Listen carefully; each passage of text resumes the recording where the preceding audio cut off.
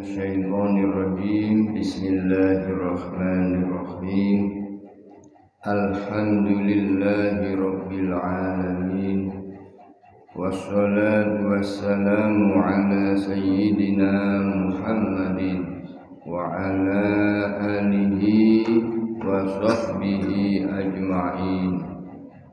Qalu subhanaka la ilma lana illa ma 'allamtana innaka antal alimul hakim. Wa qala rabbi shrah li sadri wa yassir li amri wahlul 'uqdatam min lisani yafqahu qawli wa qul rabbi zidni ilma. Allahumma anfa'na bima 'allamtana wa 'allimna alladhi yanfa'una waj'alna minal ladzina yastami'una al-qawla fayattabi'una ahsana wa minal ladzina lahumul husna wa ziyadah bijahi sayyidina Muhammadin sallallahu alaihi wasallam sahibis syafa'ah.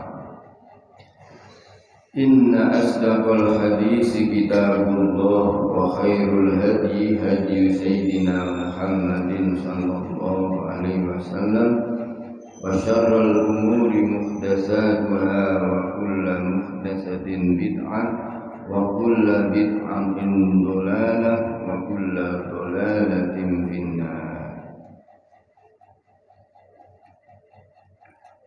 Hadis ingkang kaping 36. Oleh Rasulullah sallallahu alaihi wasallam, irtanim khamsan qabla khamsin, hayataka qabla mautika, wasihhataka qabla saqamika, wa faragaka qabla syughlika, wa syababaka qabla harojika, wa hayataka wa ghinaka qabla fakrika. Rawahu al-Baihaqi. Maknanipun igtanim khamsan qabla khamsin. Igtanim ngalapo manfaat siro, ambillah manfaat yang sebesar-besarnya. Itu maksudnya igtanim khamsan ing perkara lima qabla khamsin sadurunge ing dalam sedurunge tekane utawa tumibane terjadine perkara lima kang penting. Artinya manfaatkan 5 perkara ini sebelum tibanya perkara 5 yang merupakan bandingannya. Maksudnya dimanfaatkan menika digunakan sebaik-baiknya peluang, kesempatan, prospek terkait 5 perkara ini. Keranten mangke pasti akan mengalami perkara 5 yang merupakan lawannya. Napa menika hayataka, waktu gesang ira, waktu hidup kita ini qabla mautika ing dalem sedurunge tumekane pati. Maka berarti waktu hidup kita ini saat ini adalah peluang, adalah kesempatan, adalah prospek, adalah invest untuk menanam semua kebajikan. Karena kalau sudah meninggal, semua yang berupa kebajikan itu sudah tidak bisa dilakukan. Sedangkan kita di dalam hidup ini banyak hal yang bisa dilakukan berupa amal soleh. Dan memang hidup di dunia ini adalah kesempatan untuk kita berinvest. Invest dengan ibadah spiritual kita, invest dengan ibadah material kita, invest dengan laku sosial kita. Karena semua yang ada pada jasad kita ini mempunyai potensinya masing-masing untuk mendapatkan pahalanya. Mata kita punya potensi untuk mengais, untuk mendapatkan banyak pahala dengan melihat keagungan Allah, dengan melihat mushaf Al-Quran, bahkan kita melihat, memandang seseorang dengan pandangan memuliakan, maka mata kita ini punya invest, punya tabungan pahala. Nah, ini semua adanya waktu kita hidup sekarang ini. Maka dikatakan oleh Sayyidina Ali, ad-dunya daru amali wala jazaa. Dunia ini memang tempat kita untuk beramal, berinvest. Maka kesempatan ini menjadi penting kangge kita untuk menanam yang sebanyak-banyaknya. Maka siapa yang menanam, dia akan memetik. Siapa yang paling banyak tanamannya, dia akan banyak hasil panennya.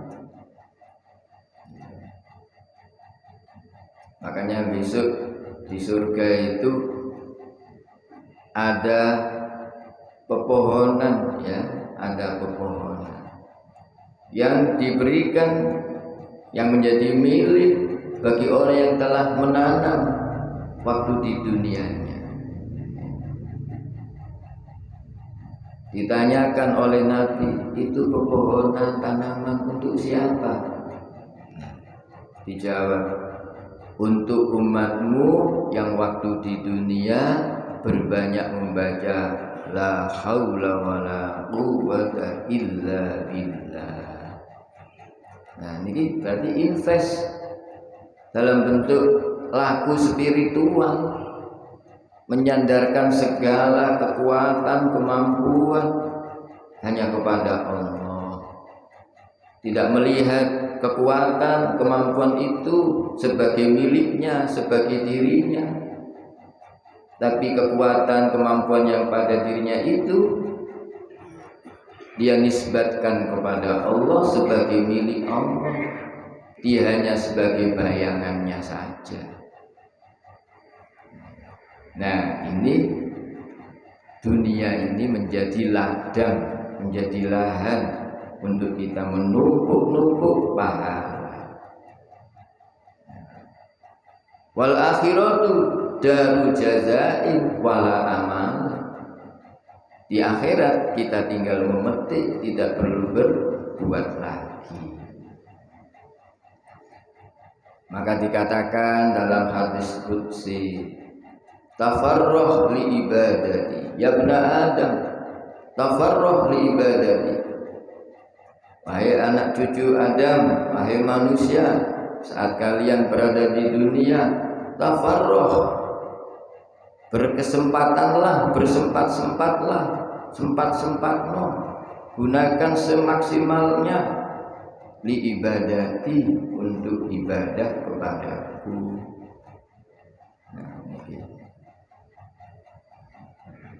Karena apa? Karena yang semua kita dharmakan untuk Allah itu tidak akan sia-sia.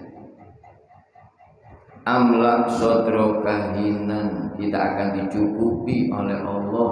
Hati kita akan dibuat senang, gembira, jembar, puas, karena selalu mendapatkan kecukupan dari Allah. Itu ketika kita senantiasa mendharmakan diri kita untuk Allah dengan beribadah.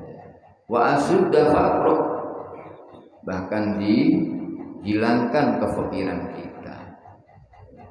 Tapi sebaliknya wa illah, kalau kita ini tidak menjadikan hidup ini sebagai ladang untuk beribadah, untuk beramal soleh, maka kita akan dibuat sempit hidup kita, hati kita, perasaan kita, ya, harapan kita, dan kita selalu dibayangi oleh kefakiran dan kesulitan.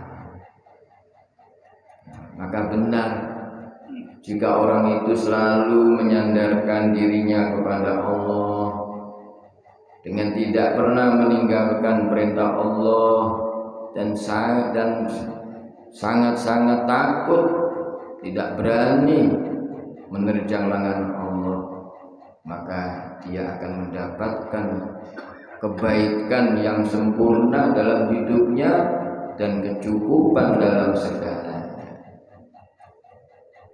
Dan surat At-Tolak ini sampun kita sering maos, wa may yattaqillaha yaj'al lahu makhraja wa yarzuqhu min haitsu la yahtasib. Nah, bertakwa ini di dunia ini. Niki pesan Nabi. Wasihataka qabla sakumika.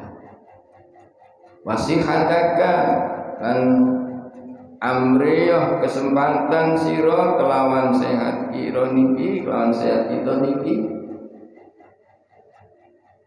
Qabla sakumika, sedurunge loro ira. Kita gunakan sehat ini untuk berbuat yang maksimal, untuk berbuat kebaikan yang sempurna.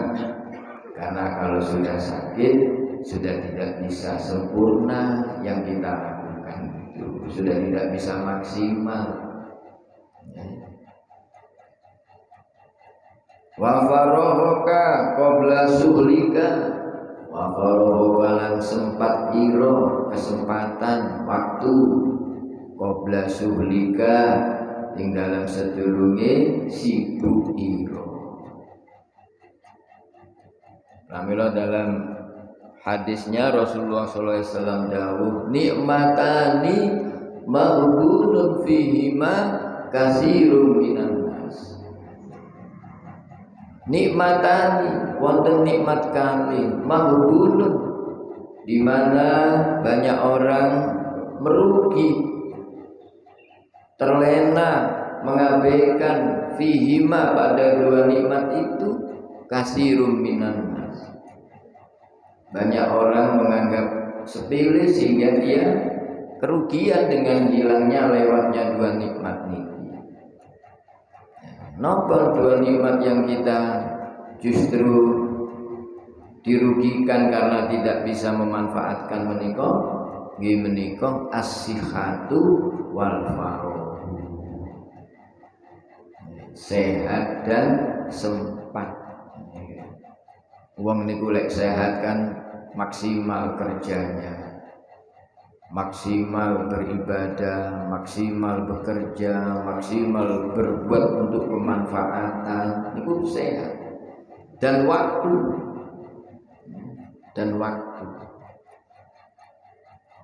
waktu kita mendapatkan peluang materi, peluang kedudukan, peluang pengaruh jabatan, dan ini farohoka, kesempatan sedaya. Nah, pada dua kesempatan dan momen itulah kita harus bisa berbuat maksimal, karena ketika Dua hal sebaliknya sudah kita alami, yaitu sakit, sibuk, maka sudah tidak bisa berbuat lebih.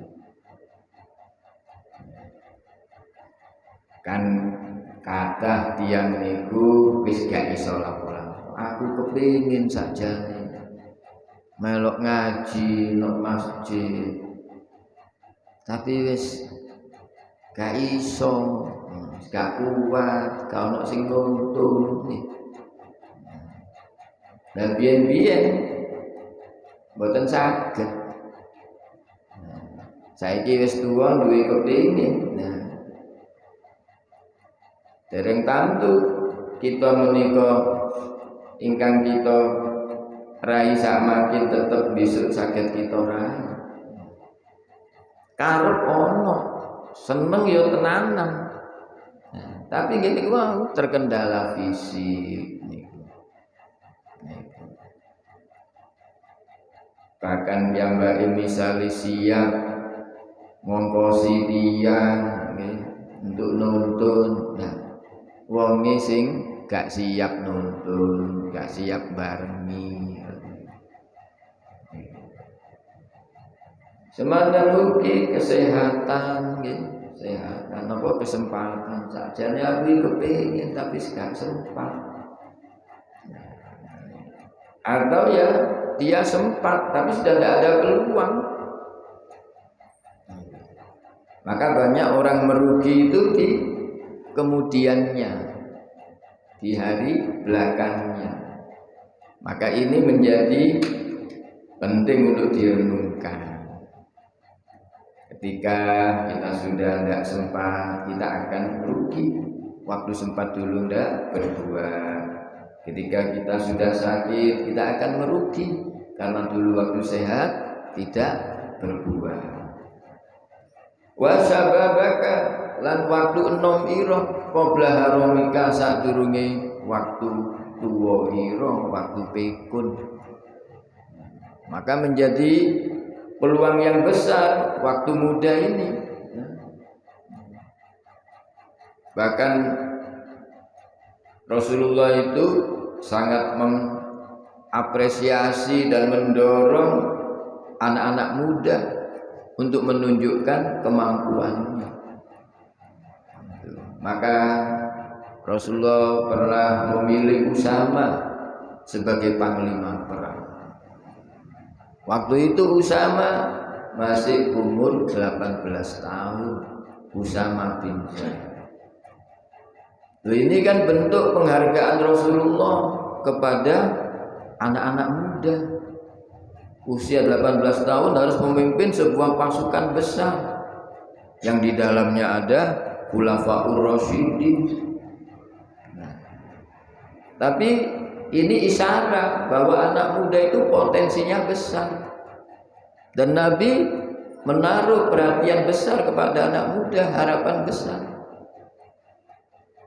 Maka anak muda harus cerdas menangkap peluang-peluang ini. Ashabul Kahfi yang mendiami gua 360 tahun. Itu dulu anak-anak muda yang berjuang melawan kekuatan dan kedzaliman, kekuatan zalim. Jadi anak-anak muda, orang-orang kaum napa ngoten niku istilah anak muda niku. Nah, itu sebenarnya di pundak mereka inilah segala sesuatu menjadi akan hebat, ya. Karena pemikirannya biasanya lebih progresif, ya. Langkahnya lebih agresif. Anak muda itu menyimpan jiwa-jiwa progresif, agresivitasnya tinggi. Tapi menjadi hilang, menjadi sia-sia ketika mereka kemudian hanya menghabiskan waktunya hanya untuk berleha-leha. Maka kita orang tua ini yang harus menuntun mereka. Dengan apa menuntun mereka? Memberi peluang, memberi kesempatan. Ayo arek-arek maju, ayo tampil, nah, gitu. Dan diberi kepercayaan. Orang dikongkon-kongkon toh tapi diberi peluang, diberi kepercayaan. Nah, kita sebagai yang lebih tua melihat, mengarahkan. Karena seperti itu Rasulullah dahulu. Maka Nabi suatu ketika menepuk dada anak muda dan mengenalkan kepada para sahabat yang lain dengan mengatakan, aku bangga dengan anak muda ini. Dia bukan dari kalangan keluarga berada, tapi dia mampu menciptakan sebuah teknologi baru, yaitu membuat lampu, hal yang belum ada pada zaman Nabi saat itu. Tapi anak muda ini bisa. Maka Nabi menghargai mereka dengan mengenalkan hasil temuan mereka ini, hasil karyanya ini. Nah, itu menunjukkan sebenarnya Allah memberikan kelebihan kepada anak-anak muda. Maka Syekh Mustafa Al-Ghulayan itu kan mengatakan, inna fi yadikum amrul ummah wa fi iqdamikum hayata. Hai anak-anak muda, di tanganmu lah terpikul beban yang akan menjadikan kemajuan-kemajuan masa depan. Nah, ini kan memberi dorongan motivasi. Nah, masa muda itu tidak lama. Dalam struktur usia itu kan usia 0 sampai 5 atau 6 usia balita. Usia 6 sampai 7 sampai 12 usia anak-anak.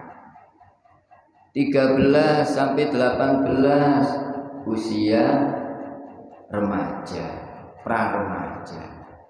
18, 17 sampai 25 usia kematangan remaja. Baru 25 sampai 40 ini masuk usia dewasa. 40 sampai 52 sudah masuk usia tua.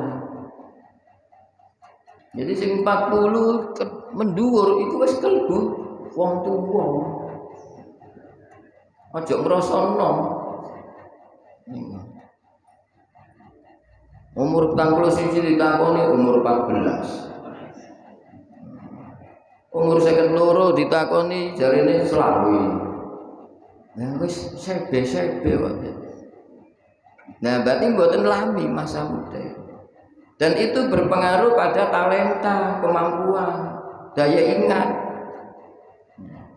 Wong niku lek umur 40 mendur, memang kematangan usia itu pada 40. Nabi diutus pada usia 40, kematangan usia.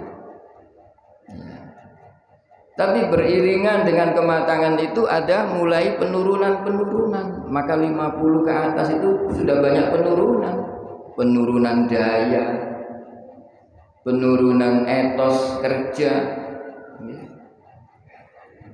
Maka sekarang itu pabrik atau instansi itu kan memilih calon yang akan bekerja itu kan dipilih yang usia 25 sampai 35 lah ngoten nih. Nah, boleh niku kuat-kuate fisik. Arek sakmono iku melek 7 dina 7 bengi mecicil. Pokoke kopine sakmu. Lah sing kados kita-kita awak-awak kula ngeten niki ya mboten saged. Nah niki anak muda. Jadi masanya sebentar. Maka dalam dunia belajar itu anak-anak usia-usia pelajar itu digenjot menghafal. Gitu. Setelah itu digenjot memahami, menginterpretasi. Sebab nek pun usia masuk usia tua, kan ngapalno wegah. Koyo ngene iki ngaji ngene kan ngapalno. Bendina sak hadis, wegah. Pun kula nderek mawon. Kula sing penting hadir mawon, lak ngoten. Tapi lah ada tasik alit-alit, jom meni apalno nggih. Langsung apa? Maka belajar di waktu kecil itu ibarat mengukir di atas batu, dan landep-landepnya pikiran itu pada waktu remaja, perpaduan menghafal, memaham, menginterpretasi, berkolaborasi niku mulai masuk remaja, dan kematangan memang pada saat dia sudah mulai masuk pradewasa. Nah, waktu akan bergulir, setiap orang akan memasukinya. Lho ngoten niku akan hilang ketika sudah lewat. Wa hinaka lan sudi ira qabla fakrika sadurunge fakir ira. Nah, ini sebenarnya Nabi ingin memberikan justifikasi kepada kita bahwa kita punya peluang untuk menabung pahala dalam bentuk hidup, menjadi peluang untuk banyak mendapatkan pahala, dalam bentuk sehat untuk bisa mencari sebanyak mungkin pahala, dalam bentuk sempat, dalam bentuk usia muda, nah termasuk dalam bentuk kekayaan harta benda. Memang kita bisa berbuat baik, berbuat kemanfaatan, tidak harus dengan harta benda. Tapi dunia kita saat ini menempatkan harta benda itu sebagai hadaf dan horot utama. Pandangan manusia itu sekarang ini pada harta, pada kekayaan. Maka penting kita ini bisa untuk mendapatkannya. Ya apa caranya jadi wong sugih? Kemarin kita sudah dimotivasi. Lek ana wong duwe akeh kepingin. Lek ana wong ilmune akeh kepingin untuk digunakan sarana ibadah. Maka Nabi memberikan pelajaran kepada kita. Beliau mengembala kambing. Nah, dengan itu beliau mendapatkan upah. Lirian arek-arek cilik-cilik Gresik niku sadurunge berangkat sekolah ngeterno jajan nang warung-warung. Manten ngeterno jajan nang warung-warung berangkat sekolah. Mungkin sore dipendet maghrib oleh opah. Kulo biyen cilik niku sadurunge sekolah SD ben isuk ngeterno jajan, dadar gulung macam-macam ten warung. Tiga sekawan warung dititipno. Nah, nggih sore dipendet. Nah, setahun dikepruk jelengane oleh 20. Nah, kula sik eling kok niku oleh 20, kula gawe mondok. Nah, ini jiwa-jiwa entrepreneur. Ya, jiwa-jiwa berkarya ini harus ditumbuhkan. Karena dengan itu mereka nanti akan menjadi orang yang mandiri. Hinan itu artinya mandiri, bisa mencukupi kebutuhannya sendiri, tidak nyadong, tidak bergantung. Ya, memang benar. Dengan harta itu kita bisa berbuat banyak. Dengan harta kita bisa perintah kepada siapapun. Iki kok tandang ngono ya ilakoni iki beresno nggih. Iki duwike. Lah ngoten. Mlaku. Engko sampean bagian iki sampean bagian kok iki kok gawa tekno. Nggih, iki duwike. Beres kabeh. Nah, iki kok ngene ya, iki kok ngene, kok ngene. Nggih. Lah duwike. Gampang tok ae ya. Sing dilakoni wis mari gampang ngono ae.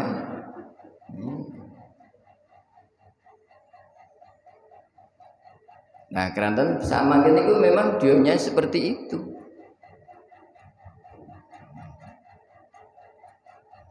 Makanya enten ungkapan ra'aitun nasaqat malu ilaman indahu malu. Ra'aitun nasa tak sawang-sawang saiki ku ngoten. Ra'aitun nasa qad malu.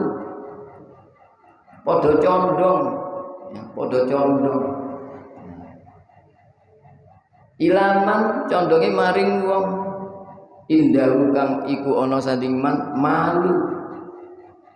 Sing malu pertama niku condong, sing malu yang kedua niki harta. Wong sakniki niku lebih condonge maring harta utawa wong sing duwe harta. Pun niki mboten saged dipungkiri.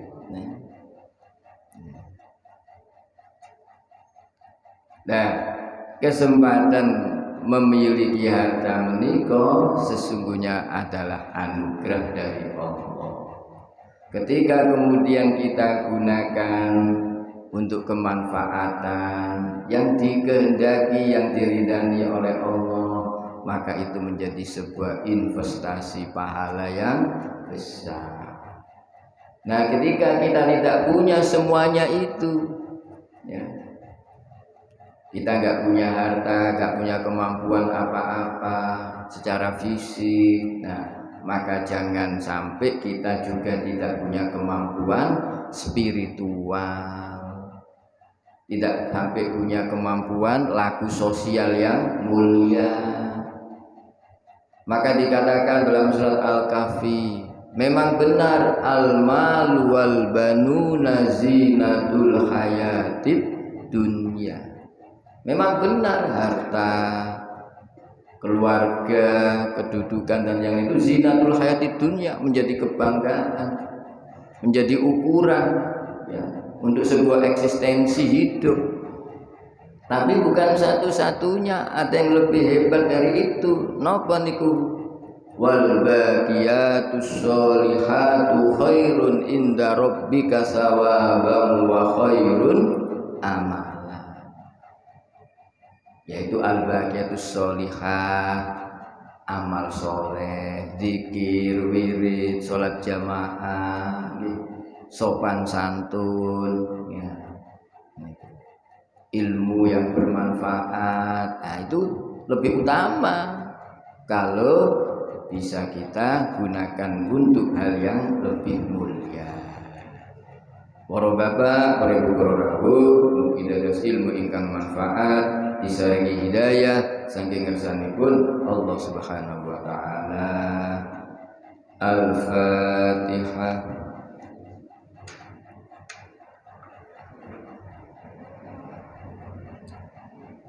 Bismillahirrahmanirrahim. Alhamdulillahirabbil alamin. Allahumma inna nas'aluka imanan da'iman wa lisanan shadiqan wa qalban khashi'an wa badanan sahihan wa umran tawilan wa waladan shalihan bi rahmatika ya arhamar rahimin. Wa sallallahu ala sayyidina Muhammadin wa alihi wa sahbihi wa sallam walhamdulillahi rabbil alamin.